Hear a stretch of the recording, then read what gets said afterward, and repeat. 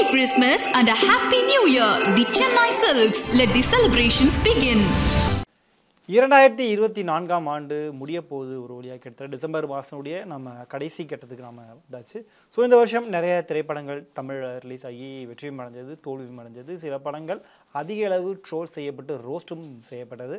அந்த வகையில் எந்தெந்த படங்கள் ரொம்பவும் அதிகமாக இந்த வருஷம் ட்ரோல் செய்யப்பட்டது அப்படின்னு இப்போ இந்த வீடியோவில் நாம் பார்க்க போகிறோம். ஒரு 10 படங்கள் தான் நம்ம பார்க்க போகிறோம். ஸோ இந்த வருஷம் அதிக ட்ரோலான மூவிஸில் ஃபஸ்ட் நாம் பார்க்க போகிற படம் அஃப்கோர்ஸ் எல்லாருக்குமே தெரிஞ்ச படம் தான். இயக்குனர் சங்கர் இயக்கத்தில் கமல்ஹாசன் நடிப்பில் வெளியான இந்தியன் 2 திரைப்படம். இந்த படம் எந்த அளவுக்கு ட்ரோல் செய்யப்பட்டது அப்படிங்கிறது எல்லாருக்குமே தெரியும். பொதுவாக இந்த படத்துக்கான எதிர்பார்ப்பு வந்து ரொம்ப அதிகமாகவே இருந்தது. ஏன் காரணம் அப்படின்னா இந்த படத்தினுடைய முதல் பாகம் இந்தியன் அந்த படம் ஒரு மிகப்பெரிய இண்டஸ்ட்ரி ஹிட் ஆச்சு. அந்த படத்தில் ஏஆர் ரஹ்மானுடைய இசையாகட்டும், கமல்ஹாசனுடைய நடிப்பு, சங்கர் அவர் சொல்ல வந்த விஷயம் அப்படின்னு எல்லாத்துக்காகவும் அந்த படம் பேசின விஷயம்னு மிகப்பெரிய அளவில் கொண்டாடப்பட்ட திரைப்படம். ஸோ பல வருடங்கள் கிட்டத்தட்ட ஒரு 20 வருஷத்துக்கு பிறகு அந்த படத்தினுடைய சீக்வல் வருது. ஸோ இந்த இந்தியன் 2 வந்து எப்படி இருக்க போகுது அப்படிங்கிற ஒரு எதிர்பார்ப்புலாம் இருந்தது. பட் இந்த படம் வெளியாகி ஒரு மிகப்பெரிய தோல்வியை சந்தித்தது. குறிப்பாக படத்தில் வரக்கூடிய காட்சிகள் ஒவ்வொன்றத்தையும் இணையவாசிகள் வச்சு மீம்ஸாக போச்சு ட்ரோல் போட்டு செஞ்சுட்டாங்க அப்படின்னு நம்ம சொல்லலாம். கமல்ஹாசன் அவர்கள் 6 பேக்ஸில் வர்றது, தசாவதாரம் படத்தில் வர மாதிரி இந்த படத்துலையும் அவர் பல கெட்டப் போட்டுட்டு வர்றது, அது இல்லாமல் சித்தார்த் இந்த படத்தில் சித்தா அரவிந்தன் நினைக்கிறேன் அவர் பேர் வினு அரவிந்தா சம் பேர் சொல்லிட்டு ஃப்ரம் சோஷியல் மீடியா அப்படின்னு சொல்கிறது. இந்த மாதிரியான விஷயங்கள் எல்லாத்தையுமே ஃபேன்ஸு, மீம் கிரியேட்டர், விமர்சகர்கள் எல்லாருமே வச்சு செஞ்சாங்க. குறிப்பாக கமல்ஹாசன் செகண்ட் ஹாஃபில் வந்து வர்க்க அப்படி ஓடிட்டே இருப்பார். எங்கிட்ட டாம் அண்ட் ஜெர்ரி மாதிரி பர்க் எஸ்கேப் ஆகி ஓடிட்டே இருப்பார். யாராலையும் அவரை பிடிக்கவே முடியாது. அந்த அளவுக்கு இந்த வயசுலையும் எப்படி ஓடுறாரு, வர்மக்கலை எப்படி கற்றுக்கிட்டாரு, பாஸ்போர்ட் இல்லாமல் எப்படி இங்கே வந்தார் அப்படின்னு ஏகப்பட்ட குழப்பங்கள், கேள்விகள் இந்த படம் பார்க்கும்போது வந்தது. ஒரு மிகப்பெரிய தோல்வியில் தான் இந்த திரைப்படம் முடிஞ்சது. பட் ஆடியன்ஸுக்கு மிகப்பெரிய சர்ப்ரைஸ் என்னென்ன அப்படின்னா இந்த படம் முடிஞ்சு வெளியே வரும்போது இந்தியன் 3 அடுத்து இருக்குது அப்படின்னு ஒன்று போட்டாங்க. அப்போவே ஆடியன்ஸ் எல்லாருமே ஐயோ ஆளை விடுங்கப்பா நாங்கள் வீட்டுக்கு கிளம்புறோம் அப்படின்ற அளவுக்கு ஒரு மிகப்பெரிய நெகட்டிவான விமர்சனங்களை பண்ணி மிகப்பெரிய ட்ரோல் செய்யப்பட்ட படம். பட் இந்த படக்குழு இந்த படத்துக்கு பெருசாக ரியாக்ட் பண்ணிக்கல. இந்த ரிவ்யூ பற்றி அவங்க எதுவுமே அவ்வளோவா பேசலை. இந்தியன் 3 அப்போவே ஓடிடியில் வந்துடும் அப்படின்ற மாதிரிலாம் சொல்லப்பட்டது. பட் அப்படி கிடையாது அப்படின்னு இப்போ சங்கர் மறுத்திருக்காரு. இந்தியன் 3 கண்டிப்பாக ரசிகர்களுக்கு பிடிக்கும், இந்தியன் 2 மாதிரி இந்தியன் 3 இருக்காது அப்படின்ற ஒரு பாசிட்டிவான விஷயத்தையுமே சங்கர் அவர்கள் சொல்லியிருக்காரு. ஸோ இந்த படம் அதிக ட்ரோல் செய்யப்பட்ட படங்களில் மிக முக்கியமான படம் இந்த இந்தியன் 2 திரைப்படம். அடுத்தபடியே நாம் பார்க்க போகிற திரைப்படம் இதுவுமே ஒரு மிக முக்கியமான திரைப்படம் தான். இந்தியன் 2க்கு எந்த அளவுக்கு ஒரு ட்ரோல் வந்ததோ அதே அளவு ட்ரோல் தான் இந்த படத்துக்குமே வந்தது. கெஸ் பண்ணியிருப்பீங்க. இப்போ ரீசெண்டாக ரிலீஸ் ஆன இயக்குனர் சிவா இயக்கத்தில் வெளியான சூர்யா நடிப்பில் வந்த கங்குவா திரைப்படம். இந்த படத்துக்கான எதிர்பார்ப்பு வந்து ஒரு மிகப்பெரிய ஹைப்பில் இருந்தது. காரணம் இந்த படத்துடைய தயாரிப்பாளர்கள் சூர்யா, ஞானவேல் ராஜா இவங்கெல்லாம் பேசின விஷயம் இந்த படம் 1000 கோடி அடிக்கும், 2000 கோடி கலெக்ட் பண்ணும், இந்திய சினிமாவே வாய்ப்பிழந்து பார்க்க போகுது அப்படின்ற வார்த்தைகள்லாம் படம் பார்க்குற ஆடியன்ஸுக்கு இந்த படம் மீதான எதிர்பார்ப்பு நாளுக்கு நாள் அதிகரிச்சுட்டே இருந்தது. குறிப்பாக சூர்யா அவர்களுடைய படம் 2 வருஷத்துக்கு பிறகு தேட்டரில் ரிலீஸ் ஆகுது அப்படின்ற அந்த ஒரு ஹைப்புமே இந்த படத்துக்கு இருந்தது. ஸோ இப்படி நிறைய ஹைப்லாம் சேர்ந்தது. ஒரு ஃபேண்டசி படம் பேன் இண்டியா படமாக வரப்போகுது அப்படின்ற எதிர்பார்ப்புக்கு மத்தியில் வந்த இந்த கங்குவா திரைப்படமும் நெட்டிசன்களால், விமர்சகர்களால் அதிக அளவு ட்ரோல் செய்யப்பட்டது. குறிப்பாக முதல் நாள் காட்சி பார்த்து வெளியே வர்றவங்க எல்லாருமே அந்த அளவுக்கு நெகட்டிவான விஷயங்களை சொல்கிறாங்க. படம் என்னங்க இது சவுண்டு கேட்கவே முடியல, காதெல்லாம் வலிக்குது அப்படின்னு, படத்தில் கதையும் இல்லை ஒன்றும் இல்லை, என்ன இப்படிலாம் எடுத்து வச்சுருக்காங்க அப்படின்ட்டு ஏகப்பட்ட நெகட்டிவ் விமர்சனங்களை கத்திக்கிட்டே கிடக்காங்க அப்படின்ற மாதிரியான நெகட்டிவான விஷயங்கள் தான் இந்த படத்துக்கு வருது. சூர்யா இதுக்கு 2 வருஷம் இந்த படத்துக்காக இது பண்ணான்னு தெரியல. நான் கஷ்டப்பட்டு நடிச்சிருக்காரு. பட் திரைக்கதை இதெல்லாம் ஆடியன்ஸுக்கு பிடிச்ச மாதிரி இருக்கணும்ல. கார்த்தி எதுக்கு கேமியோ, இது செகண்ட் பார்ட்டுக்கு லீடு வேறு கொடுத்துருக்காங்க, நிறைய கனெக்ஷன்ஸ் மிஸ் ஆகுது, படம் சுத்தமாக நல்லா இல்லை அப்படின்னு ஏகப்பட்ட நெகட்டிவ் ரிவ்யூஸ். அது மட்டும் இல்லாமல் மீம்ஸ் கண்டென்ட்டாகவும் இந்த படம் அப்படியே மாறுது. அந்த அளவுக்கு அதிக அளவு நெகட்டிவ் விமர்சனங்கள் இந்த படத்துக்கு வருது. பட் இது வந்து ஒரு தாக்கத்தை ஏற்படுத்துது. அதாவது இது வந்து ஒரு பக்கம் பார்க்கும்போது இது வந்து தனிமனித தாக்குதல், அதாவது சூர்யாவுக்கு பிடிக்காதவங்க, ஞானவேல் ராஜாவுக்கு பிடிக்காதவங்களாம் இந்த படத்தை வேணுமே நெகட்டிவாக சொல்கிறாங்க அப்படின்ற ஒரு ஆங்கிலுமே பார்க்கப்பட்டது. பட் அதெல்லாம் தாண்டி இந்த படம் ஒரு மிகப்பெரிய தோல்வியை சந்தித்து ஒரு மிகப்பெரிய டிசாஸ்டராக மாறுச்சு அப்படிங்கிறதான் உண்மை. ஸோ இதே மாதிரி இன்னொரு மிக முக்கியமான நடிகருடைய படமும் இந்த வருஷம் ட்ரோல் செய்யப்படுது அப்படின்னா அது இயக்குனர் ஹரி இயக்கத்தில் விஷால் நடிப்பில் வெளியான ரத்னம் திரைப்படம். இயக்குனர் ஹரி இயக்கத்தில் விஷால் இதுக்கு முன்னாடி நடித்த 2 படங்களுமே ஒரு மிகப்பெரிய சூப்பர் டூப்பர் ஹிட்டான திரைப்படங்கள். ஒன்று தாமிரபரணி, யுவன் சங்கர் ராஜா இசையில், அந்த படத்தில் பாடல்கள்லாம் பயங்கர ஹிட்டு. அதுக்கடுத்து திரும்பவும் பூஜை படத்தில் சேர்ந்தாங்க. அந்த இடமும் ஒரு மிகப்பெரிய ரீச் கிடச்சிது. ஸோ அது தொடர்ந்து 3வது முறையாக இவங்க 2 பேர் சேர்றாங்க. அந்த படத்துக்கு ரத்னம் அப்படின்னு தலைப்பு வச்சுருக்காங்க அப்படின்னும் ஓகே, ஹரி படம் வழக்கம் போல் எப்படி இருக்கும் அப்படிங்கிறது எல்லாருக்குமே தெரியும். ஸோ இதுவுமே ஒரு விறுவிறுப்பான ஸ்க்ரீன் பிளேல படம் செம்மையாக இருக்க போகுது அப்படின்ற எதிர்பார்ப்புக்கு மத்தியில் தான் இந்த ரத்னம் படமும் ரிலீஸ் ஆச்சு. பட் வந்த சூடே தெரியாமல் இந்த வருஷம் தான் ரத்னம் படம் ரிலீஸ் ஆச்சா, ரத்னம் படம் வந்துச்சான்ற நிலைமையே பலருக்குமே மறந்துருப்பாங்க. அந்த அளவுக்கு இந்த படம் வந்து வந்ததும் தெரியாமல் போனதும் தெரியாமல் ட்ரோல் செய்யப்பட்டு மிகப்பெரிய தோல்வியில் சந்தித்தது. குறிப்பாக பிரியா பவானி சங்கர் அந்த படத்தில் இருந்தாலே அந்த படம் வந்து ட்ரோல் செய்யப்படும் அப்படின்லாம் இந்த வருஷம் ஆரம்பத்துலேருந்து நாம் நிறைய மீம்ஸில் நம்ம பார்த்துருப்போம், நிறைய பேர் சொல்லுவாங்க. பட் அது வந்து ஒரு கட்டத்தில் பிரியா பவானி சங்கர் பிரேக் பண்ணியிருப்பாங்க. பட் இந்த படத்துலையும் பிரியா பவானி சங்கர் நடிச்சிருப்பாங்க. இதுக்கு முன்னாடி நம்ம சொன்ன இந்தியன் 2 படத்துலையுமே அவங்க இருப்பாங்க. இந்த படத்தில் அவங்களுடைய கேரக்டர் விஷால் வந்து தன்னுடைய அம்மா மாதிரி அவங்கள நினைப்பது அப்படின்ட்டு கிரிஞ்சான காட்சிகள் படம் முழுக்க எக்கச்சக்கமாக நிரம்பி இருந்து இந்த படமும் ஒரு மிகப்பெரிய தோல்வி திரைப்படமாக மாறுது. ஹரி வந்து அவ்வளோதான், அவருக்கான ஃபார்ம் முடிஞ்சிச்சு, இனிமேல் அவர் திரும்பவும் இந்த மாதிரி அரைச்சமாகவே அரைக்க முடியாது அப்படின்ற அளவுக்குலாம் ஏகப்பட்ட விமர்சனங்கள் வந்தது. விஷாலுக்கும் அவை தான். விஷாலுக்கு போன வருஷம் மார்க் ஆண்டனி ஒரு மிகப்பெரிய வெற்றி அடைஞ்சது. ஸோ அதை தொடர்ந்து அந்த சூட்டாக அந்த ரத்னம் படமும் ஹிட் ஆகும் அப்படின்னு எதிர்பார்த்தா இந்த படமும் மிகப்பெரிய அளவில் தோல்வி அடைஞ்சு மிகப்பெரிய அளவில் ட்ரோலும் செய்யப்பட்ட படங்களில் ஒரு மிக முக்கியமான படம். அடுத்ததான் நம்ம பார்க்க போகிற படம் வந்து இது வந்து கிட்டத்தட்ட ஒரு நல்ல படம் தான், உலக சினிமாக்களுக்கு இணையான ஒரு மிக முக்கியமான படம். பட் நம்ம ஊர் ஆடியன்ஸுக்கு அது எடுபடல, தியேட்டரில் அது ஒர்க் அவுட் ஆகாத ஒரு படம். கெஸ் பண்ணிப்பீங்கன்னு நினைக்கிறேன். இயக்குனர் வினோத்ராஜ் இயக்கத்தில் சூரிய நடிப்பில் சிவகார்த்திகேயன் தயாரிப்பில் வெளியான கொட்டுக்காளி திரைப்படம். இந்த படம் ரிலீஸ் ஆகிறதுக்கு முன்னாடி மிஷ்கின், அதாவது நிறைய பிரபலங்கள் இந்த படம் பற்றி பேசுகிறாங்க. அதில் மிஷ்கின் பேசின வார்த்தைகள் எல்லாமே இந்த படத்துக்கு வேறு மாதிரி மாறிச்சு. இந்த படம் என்னங்க படம் இது, இப்படி ஒரு படமா, அந்த மாதிரி படம் யாருமே எடுக்க முடியாது, கேமராமேனு கேமரா ஆங்கிள்லாம் இப்படி வச்சுருக்காருங்க அது ஒரு அப்படின்ற மாதிரி எக்கச்சக்கமான வார்த்தைகள்லாம் அவர் பேசி ஹைப்பை ஏற்றி விட்டார் அந்த படம் மீது, கொட்டுக்காளி மீது. பட் இந்த படம் வந்து ரிலீஸ் ஆகுது. தியேட்டரில் ரிலீஸ் ஆன பிறகு இந்த படம் பார்க்கும்போது, அதாவது உலக சினிமா ஆடியன்ஸுக்கான ஒரு படம், அதாவது இந்த படத்தை புரிஞ்சுக்கிறதுக்கு அப்படின்றதுக்கு எல்லாருக்குமே அது ஒர்க் அவுட் ஆகாத விஷயம் அது. ஸோ சவுத்தில் நடக்கக்கூடிய, மதுரையில் நடக்கக்கூடிய ஒரு கதை, அங்கே இருக்கிற மூட நம்பிக்கைகள், மத நம்பிக்கைகள் இதெல்லாம் உடச்சி அங்கே இன்னும் எப்படி பிற்போக்காக சிலர் இருக்காங்க அப்படின்ற விஷயத்தை அந்த படத்தில் காமிச்சிருப்பாங்க. ஒரே படம் தான், பேய் பிடிச்சிருக்கு அப்படின்னு நினச்சிட்டு சேரோட்டில் கூட்டு போய் அங்கே என்ன நடக்குது, போகிற வழியில் நடக்கக்கூடிய சம்பவங்கள், இதுதான் அந்த கொட்டுக்காளி படத்தோட கதை. வினோத்ராஜ் இதுக்கு முன்னாடி கூழாங்கல் படம் டைரக்ட் பண்ணியிருந்தார். இதுவும் கிட்டத்தட்ட அதே மாதிரி தான் இருக்கும். பட் இந்த படம் ரிலீஸ் ஆன பிறகு எதுக்கு இந்த படத்துக்கு இவ்வளோ ஹைப் கொடுத்தாங்க, படத்தில் ஒன்றுமே புரியல, ஃபினிஷிங்கே இல்லாமல் முடிச்சிருக்காங்க படத்தை. ஓகே, இது படம் அப்படின்னா நான் நல்லா இருந்துச்சுன்னா நல்லா இருக்குன்னு சொல்ல போகிறோம். இது வந்து ப்ராப்பராக இது நீங்கள் ஓடிடியே ரிலீஸ் பண்ணியிருக்கலாமே, ஒரு முடிவும் இல்லாமல் தொடக்கமும் இல்லாமல் எதுக்கு இந்த படம் எடுத்தாங்க, இது வந்து சும்மா ஏதோ ஒரு வித்தியாசமாக ட்ரை பண்ணணும் அப்படின்னு முயற்சி பண்ண மாதிரி இருக்குது அப்படின்ட்டு நெட்டிசன்கள் இந்த படத்தை மீம்ஸாக வச்சு செஞ்சாங்க. இதுக்கு இந்த சேரோட்டை கிட்ட சுற்றிக்கிட்டே இருக்குது அப்படி இப்படின்னு ஏகப்பட்ட கேள்விகள் இதெல்லாம் இந்த படம் மீது வந்தது. பட் இதெல்லாம் தாண்டி ஒரு நல்ல படம் அப்படிங்கிறத ஓடிடிக்கு வந்த பிறகு சிலர் ஒத்துக்கிட்டாங்க. ஏன்னா ஆரம்பத்தில் படம் ரிலீஸ் ஆகி தேட்டரில் போய் பார்த்த சிலர் வந்து படம் வந்து நல்லாவே இல்லைங்க, என்னங்க இது ஒன்றுமே புரியல, என்ன பண்ணுறாங்க, இன்னும் வாயில் வச்சு ஊதுறாங்க, ஒன்றுமே புரியல அப்படின்னு சொன்னாங்க. ஓடிடிக்கு வந்த பிறகு நிறைய பேர் சொன்ன விஷயங்கள் கேட்ட பிறகு இந்த படம் வந்து ஓகே நாம கொஞ்சம் தப்பாக ஜட்ஜ் பண்ணிட்டோம் போல அப்படின்னு சிலர் மாதிரி சொன்னாங்க. பட் என்ன இருந்தாலும் இந்த படம் இந்த வருஷத்தில் அதிகமாக கொஞ்சம் ட்ரோல் செய்யப்பட்ட படங்களில் ஒரு முக்கியமான படம். ஸோ அஞ்சாவதாக நாம் பார்க்க போகிற படம், இது ஒரு மிகப்பெரிய ஃப்ரான்ச்சைஸில் வரக்கூடிய ஒரு படம். 1, 2, 3ன்னு 3 பாகங்கள் முடிஞ்சு 4வது பாகம் இந்த வருடம் ரிலீஸ் ஆச்சு.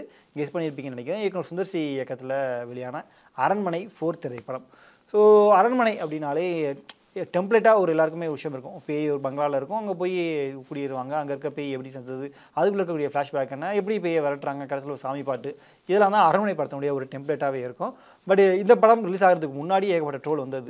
ஐயோ மறுபடியும் சுந்தர்சி ஒரு பேய் படம் எடுக்கிறாரா, அரண்மனை 4 வந்துருச்சா, ஐயோ போச்சுப்பா, திரும்பவும் தேவையில்லாமல் தேட்டரில் போய் நம்ம காசை வேஸ்ட் பண்ணணுமா, அதுக்கு நம்ம அரண்மனை 3 பார்த்துட்டு போயிடலாம், காஞ்சனா பார்த்துட்டு போயிடலாம் அப்படின்னு ஏகப்பட்ட மீம்ஸ் வந்தது. கடைசி வரைக்கும் சுந்தர்சி இந்த பேயை விடவே மாட்டார் போல அப்படின்ற அளவுக்குலாம் விமர்சனங்கள் வைக்கப்பட்டது. பட் படம் ரிலீஸ் ஆன பிறகும் அதே அளவு விமர்சனங்கள் வந்தது. தமிழை இப்படி ஓடி ஓடி ஒழிஞ்சிக்கிட்டு இருக்காங்களே அப்படின்ற மாதிரி மீம்ஸ் ஆகட்டும், படத்தில் ஒன்றுமே இல்லை அப்படின்ற மாதிரி நிறைய விமர்சனங்கள் வந்து வழக்கம் போல் பேய் பழி வாங்குறது இந்த மாதிரி தான் இந்த படத்தில் இருக்குது அப்படின்னு விமர்சனங்கள் வைக்கப்பட்டது. பட் எவ்வளவு நெகட்டிவான விமர்சனங்கள் இந்த அரண்மனை 4 படத்துக்கு வந்தாலும் இந்த வருஷம் தமிழ் சினிமாவில் முதல் 100 கோடியை தொட்ட திரைப்படம் வந்து இந்த அரண்மனை 4 திரைப்படம் தான். அதான் நம்ம என்ன தான் ஆடியன்ஸ் வந்து நெகட்டிவான ரிவ்யூஸ் கிரிட்டிக்ஸ் கொடுத்துருந்தாலும் இந்த படத்துக்கான ஆடியன்ஸ்னு ஒரு ஆடியன்ஸ் இருக்காங்க. ஸோ அவங்களாம் தேட்டருக்கு போய் பார்த்து கிட்டத்தட்ட ஒரு 2 வாரம் இந்த படம் தேட்டர்லேயும் நல்லா ஓடிச்சு. 100 கோடி வசூலையும் இந்த படம் கலெக்ட் பண்ணிச்சு. ஸோ என்னதான் அந்த படம் வசூலிச்சிருந்தாலும் ட்ரோல் செய்யப்பட்டது அது உண்மை தான். ஸோ அதனால நம்ம இந்த படத்தை ஆட் பண்ணிக்கலாம். பொதுவாக ஒரு படம் மீது எதிர்பார்ப்பை ஏற்படுத்துறதுல மிக முக்கியமான அங்கம் வகிக்கிறது அந்த படத்தினுடைய ட்ரெய்லர் தான். ஸோ இந்த வருஷமும் அந்த மாதிரி ஒரு படத்தினுடைய ட்ரெய்லர் ரிலீஸ் ஆகி ட்ரெய்லர் கட்டே வேறு மாதிரி இருக்குது, ஐயோ படம் என்ன மாதிரி இருக்க போகுது இல்லையே அப்படின்னு ரொம்ப எதிர்பார்ப்பை ஏற்படுத்துகிற ஒரு படம். கெஸ் பண்ணியிருப்பீங்கன்னு நினைக்கிறேன். ட்ரெய்லர்னு சொன்ன உடனே இயக்குனர் இளன் இயக்கத்தில் கவின் நடிப்பில் வெளியான ஸ்டார் திரைப்படம். இந்த படத்தினுடைய ட்ரெய்லரை கொண்டாடாத ஆட்களே இருக்க மாட்டாங்க. அந்த அளவுக்கு இந்த படத்தினுடைய ட்ரெய்லர் கட்டு செமையாக இருக்குது. இந்த ட்ரெய்லரை எடிட் பண்ணது யார், அந்த தங்கத்தை தூக்கிட்டு வாங்க அப்படின்ற அளவுக்கு அவங்க கூட கொண்டாடினாங்க. சரி ஓகே, இப்போ ட்ரெய்லரே இப்படி இருந்தால் படம் எந்த அளவுக்கு இருக்கும் அப்படின்ற ஒரு எதிர்பார்ப்புக்கு மத்தியில் இந்த படத்தை தியேட்டரில் போய் உட்காந்து பார்த்தா என்னப்பா இது படம் இப்படி இருக்குது அப்படின்ற அளவுக்கு இந்த படத்தை மீம்ஸில் ட்ரோலில் வச்சு செஞ்சாங்க. ஏன்னா ட்ரெய்லரில் இருந்த அந்த ஒரு ஹைப்பு, ட்ரெய்லர் கொடுத்த அந்த ஒரு பாசிட்டிவான விஷயங்கள் எதுவுமே படத்தில் இல்லையே, ரொம்பவும் ஃப்ளாட்டாக போகுது, இது வந்து லாஜிக்காக நம்புற மாதிரியே இல்லையே, கவின் நல்லா தான்ப்பா நடிச்சிருக்காப்புல, பட் படத்தில் ஒன்றுமே இல்லையே அப்படின்னு நெகட்டிவான விமர்சனங்களால் வைக்கப்பட்ட ஒரு மிக முக்கியமான திரைப்படம் தான் இந்த ஸ்டார் திரைப்படம். இந்த வருடத்தினுடைய ஆரம்பத்தில் வெளியான இந்த ஸ்டார் திரைப்படத்துக்கு அதிக அளவு நெகட்டிவான ட்ரோல் செய்யப்பட்ட விஷயங்களுமே நடந்தது. அதை நாம் ஏற்றுக்கணும். இதுக்கு அடுத்தபடியே நாம் பார்க்க போகிற இன்னொரு மிக முக்கியமான திரைப்படம் சூப்பர் ஸ்டார் திரைப்படம் அப்படின்னே நாம் சொல்லலாம். சூப்பர் ஸ்டார் திரைப்படம் டக்குன்னு வேட்டையன் வந்துடாதீங்க, வேட்டையன் நம்ம கடைசியில் வரலாம். வேட்டையன் கிடையாது. இயக்குனர் ஐஸ்வர்யா ரஜினிகாந்த் இயக்கத்தில் விஷ்ணு விஷால் விக்ராந்த் இவங்க நடிப்பில் ரஜினி அவர்கள் கேமியோ பண்ண லால் சலாம் திரைப்படம். லால் சலாம் திரைப்படத்துக்கும் ஒரு எதிர்பார்ப்பு இந்த வருடத்தினுடைய ஆரம்பத்திலே இருந்தது. ஏன் அப்படின்னா ஆரம்பத்தில் ரஜினி இந்த படத்தை ஒரு கேமியோ பண்ணுறாரு, அதுவும் ஐஸ்வர்யா தன்னுடைய பொண்ணு டைரக்ஷனில் அவர் பண்ணுறாருன்னா கண்டிப்பாக ஒரு நல்ல கேரக்டராக இருக்கும், படம் நல்லாவும் இருக்கும். அது மட்டும் இல்லாமல் கிரிக்கெட் பற்றி இந்த படம் பேசியிருக்காங்க. ஸோ சில விஷயங்கள்லாம் இருக்கும் அப்படின்லாம் எதிர்பார்க்கப்பட்டு இந்த படம் ரிலீஸ் ஆகுது. படம் ரிலீஸ் ஆச்சு. படம் ரிலீஸ் ஆன பிறகு பார்த்தா ரஜினி கேமியோன்னு சொன்னாங்க. ஆனால் படம் முழுக்க கிட்டத்தட்ட அவர் தான் அதிகமாக வராரு.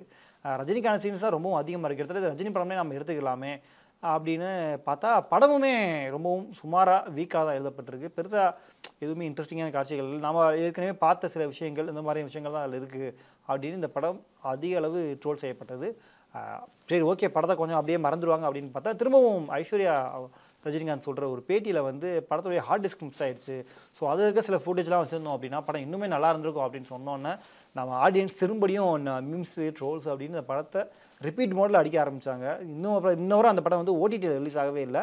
அந்த ஹார்ட் டிஸ்க்லாம் கிடச்சிருச்சா அப்படின்றது கூட இன்னும் தெரியல. ஸோ அந்தளவுக்கு இந்த ஹார்ட் டிஸ்க் மேட்டரை வச்சு இந்த லால் சலாம் படத்தை நம்ம இணையவாசிகள் அதிக அளவு ட்ரோல் பண்ணாங்க. படமும் தேட்டரில் ஒரு தோல்வி திரைப்படமாக தான் மாறிச்சு. ஏன்னா ரஜினி கேமியோ பண்ணியிருக்காங்கன்னு சொல்லிட்டு ரஜினியே அதிக அளவு வந்துட்டு இருக்காரு அப்படின்ட்டு இந்த படம் மீது ஏகப்பட்ட விமர்சனங்கள் வைக்கப்பட்டு இந்த படம் கடைசியில் தோல்வி திரைப்படமாக தான் முடிவடைஞ்சது. ஸோ இதுவும் இந்த வருஷம் ட்ரோல் செய்யப்பட்ட படங்களில் மிக முக்கியமான படம். ஸோ இதுக்கடுத்து இப்போ நம்ம பார்க்க போகிற திரைப்படம் இதுவும் அதிக அளவு, இந்த படம் வந்து தேட்டரில் வந்ததும் தெரியாது போனதும் தெரியாது. அந்த படத்தினுடைய ட்ரெய்லருக்கு நல்ல ரீச் இருந்தது. இந்த படத்தினுடைய ஹீரோ பேசின பேச்சுகள், ப்ரெஸ் மீட்டில் அவர் பேசினதாகட்டும், இன்டர்வியூவில் பேசின விஷயங்கள்லாம் பயங்கர வைரலாச்சு. இப்போவும் அவர் பயங்கர வைரலாக பிக் பாஸில் நிகழ்ச்சியில் இருந்தார். வேறு யாரும் இல்லை, நடிகர் ரஞ்சித் அவரே நடித்து இயக்கி ரிலீஸ் பண்ணியிருந்த கவுண்டம்பாளையம் திரைப்படம். அதாவது நாடக காதலுக்கு எதிராக நாங்கள் ஒரு படம் எடுக்கிறோம், நாடக காதலால் எங்கள் பிள்ளைகளை ஏமாற்றப்படுறாங்க அப்படின்ட்டு அதை ஒரு கான்செப்டாக வச்சு ஒரு படம் பண்ணார். நான் ஜாதி வெறியன் தான் அப்படின்ற அளவுக்குலாம் ப்ரெஸ் மீட்லாம் அவர் பேசிகிட்டு இருந்தார். குறிப்பாக மற்ற பகுதி இளைஞர்களாகட்டும், நிறைய அரசியல் கட்சிகளை வேணும்னே ஒரு பிரச்சாரம் பாரியில் பண்ணுற மாதிரி இந்த ஒரு படத்தை அவர் டைரக்ட் பண்ணியிருந்தார். மண்ணில் விவசாயம் பண்ணுறதை விட பொண்ணுங்க வகுத்தில் விவசாயம் பண்ணணும்டா, அவன் தான்டா ஆம்பளை, என்னை எதுக்குறவன் எவன்டா, அவனுக்கு நான் தான் எவன்டா அப்படின்னு இந்த ட்ரெய்லரில் வரக்கூட வசனங்கள் எல்லாம் பயங்கர ரீச் ஆகி ட்ரோல் செய்யப்பட்டது. படமுமே ரிலீஸ் ஆகி வந்த சோடே தெரியாமல் ட்ரோல் செய்யப்பட்டு காணாமல் போச்சு. அந்தளவுக்கு ஒரு மிகப்பெரிய ட்ரோல் செய்யப்பட்ட திரைப்படம். பட் இவர் பிக் பாஸ் நிகழ்ச்சிக்கு அங்கே போன பிறகு விஜய் சேதுபதிகிட்ட பேசும்போதே அந்த படம் எடுத்ததுக்காக நான் வருத்தப்படுறேன், அந்த படம் நான் பண்ணியிருக்கக்கூடாது அப்படின்ட்டு அவரே சொன்னார். ஸோ அதுக்காக அவர் பாராட்டலாம், அவர் மனம் மாறிட்டார். ஸோ இதே மாதிரி இன்னொரு திரைப்படம், இது எப்படி நாடக காதல் இப்படிலாம் எடுத்தாங்களோ அதே மாதிரி இன்னொரு திரைப்படம் கவுண்டம்பாளையத்துக்கு முன்னாடி ரிலீஸ் ஆச்சு. ஆர்கே சுரேஷ் நடிப்பில் சோலை ஆறுமுகம் டைரக்ஷனில் வெளியான காடு வெட்டி அப்படின்ற ஒரு திரைப்படம். இந்த திரைப்படமும் கிட்டத்தட்ட ஒரே கான்செப்ட் தான். அதை நாடக காதல் பண்ணுறாங்க, அதாவது தங்கள் வீட்டில் இருக்கக்கூடிய பெண்களை வந்து அவங்க வேணும்னே பணத்துக்காக வந்து கல்யாணம் பண்ணிட்டு போயிடுறாங்க, கல்யாணம் பண்ணிட்டு அப்புறம் ஏமாற்றிடுறாங்க அப்படின்ட்டு நாடக காதல் அப்படின்ற ஒரு கான்செப்டை இவங்களை கிரியேட் பண்ணி ஒரு படத்தை பண்ணியிருப்பாங்க. இந்த படமும் ட்ரோல் செய்யப்பட்டது மிகப்பெரிய அளவில். குறிப்பாக அந்த படத்தில் ஒரு சீன்லாம் வரும், ரோட்டில் வச்சு இது பண்ணிட்டு இருப்பாங்க, பொண்ணு அருவாள் எடுத்து கையில் வெட்டுற மாதிரி, என்னங்க இது பண்ணுறாங்க. அதாவது ஒரு விஷயம் சொல்ல வராங்க அப்படின்னா அதை கிராஃப்ட்லேயாவது கொஞ்சம் நல்லபடியாக சொல்லணும். பட் கிராஃப்ட்லேயும் ஒன்றும் இல்லாமல், சொல்ல வர கண்டென்ட்லேயும் தெளிவு இல்லாமல் வேணுமனே வன்மத்தை கக்கிறதுக்காகவே ஒரு படம் எடுத்தால் எப்படி இருக்குமோ அந்த அளவுக்கு இந்த படம் ட்ரோல் செய்யப்பட்டு அந்த அளவுக்கு கிண்டல் பண்ணப்பட்ட படங்களில் மிக முக்கியமான படம் இந்த காடு வெட்டி அப்படின்ற ஒரு படமும். ஸோ கடைசியாக நம்ம பார்க்க போகிற திரைப்படம் இந்த வருஷம் தீபாவளிக்கு வெளியான ஒரு மிக முக்கியமான திரைப்படம். இந்த ஹீரோவுக்கு இப்போ ரீசெண்டாக ஒரு 2-3 வருஷமாகவே பெரிய ஹிட் அவருக்கு கிடைக்கவே இல்லை. அவரும் ஒரு ஹிட் கிடைக்கும்னு போராடிட்டே இருக்கார். மேபி அடுத்த வருஷம் அந்த ஹிட் அமையும் அப்படின்னு நம்ம நம்பலாம். யாருன்னு நினச்சிருக்க மிஸ் பண்ணிப்பீங்கன்னு நினைக்கிறேன். நடிகர் ஜெயம் ரவி தான். ராஜேஷ் இயக்கத்தில் ஜெயம் ரவி நடிப்பில் வெளியான பிரதர் திரைப்படம். ஸோ ஜெயம் ரவி நம்ம எடுத்துக்கிட்டோம் அப்படின்னா ரீசெண்டாக அவர் நடித்த எல்லா படங்களுமே தோல்வியாக முடிஞ்சது. அது நம்ம பூமி படத்துலேருந்து எடுத்துக்கலாம். பூமி ஆகட்டும், அதுக்கு பிறகு இறைவன், சைரன் இப்படின்னு தொடர்ந்து தோல்வி திரைப்படங்கள். நடுவில் பொன்னியின் செல்வன் மட்டும்தான் அவருக்கு ஓகே, அது மிகப்பெரிய கேஸ்ட் அண்ட் க்ரூ இருந்ததுனால அந்த படம் அவருக்கு ஒரு வெற்றி படமாக மாறுச்சு. பட் இந்த வருஷம் வெளியான சைரன் ஆகட்டும், பிரதர் ஆகட்டும் ரெண்டுமே தோல்வி திரைப்படங்களாம். குறிப்பாக பிரதர் திரைப்படம் ராஜேஷ் இயக்கத்தில் ஜெயம் ரவி நடிக்கிறாரு. ராஜேஷ்க்கும் தொடர்ந்து தோல்வி படங்கள் தான் வந்துட்டு இருக்கு. ஸோ 2 பேருமே இந்த படத்தில் கம்பேக் கொடுப்பாங்க, இவங்களுடைய காமெடி கூட்டணி இந்த படத்தில் ஒர்க் அவுட் ஆகுதா அப்படின்னு எதிர்பார்க்கப்பட்டது. பட் இந்த படம் தேட்டரில் பார்த்த ஆடியன்ஸ் வந்து என்னங்க இது, ராஜேஷ் இன்னும் மாறவே இல்லை, இன்னும் அதே டெம்ப்ளேட்டு அதே கான்செப்ட் எடுத்துகிட்டு இருக்காரு, படத்தில் ஒன்றுமே இல்லை, சுத்தமாக எங்கேயுமே நமக்கு சிரிப்பு கூட வரமாட்டேங்குது, அந்தளவுக்கு எடுத்திருக்காங்க, தெரியாதனமாக தேட்டரில் பார்த்துட்டோம் அப்படின்ற அளவுக்கு ஆடியன்ஸ் ஃபீல் பண்ணி அப்படி ட்ரோல் பண்ணிட்டு இருந்தாங்க. குறிப்பாக அந்த படம் ஓடிடிக்கு வந்த பிறகு கூட தயவு செஞ்சு உங்களுக்கு ஃப்ரீ டைம் கிடைச்சா கூட இந்த படத்தை பார்த்துடாதீங்க அப்படின்ற அளவுக்கு இந்த படம் அதிக அளவு ட்ரோல் செய்யப்பட்டது. மேபி அடுத்த படத்தில் 2 பேருமே கம்பேக் கொடுப்பாங்க அப்படின்னு நம்ம நம்புவோம். ஸோ இந்த வருஷம் 2024 அதிகம் ட்ரோல் செய்யப்பட்ட திரைப்படங்களில் முக்கியமான படங்கள் இந்த 10 படங்கள் தான். ஸோ இதில் நீங்கள் எந்த படத்தை பார்த்து ஐயோ தெரியாதனமாக தேட்டருக்கு வந்துட்டோம்ப்பா அப்படின்னு நீங்கள் நினச்சிங்க அப்படிங்கிற உங்களுடைய கருத்துக்களை மறக்காமல் கீழே கமெண்ட் பண்ணுங்கள். Merry Christmas and a Happy New Year! The Chennai Silks. Let the celebrations begin.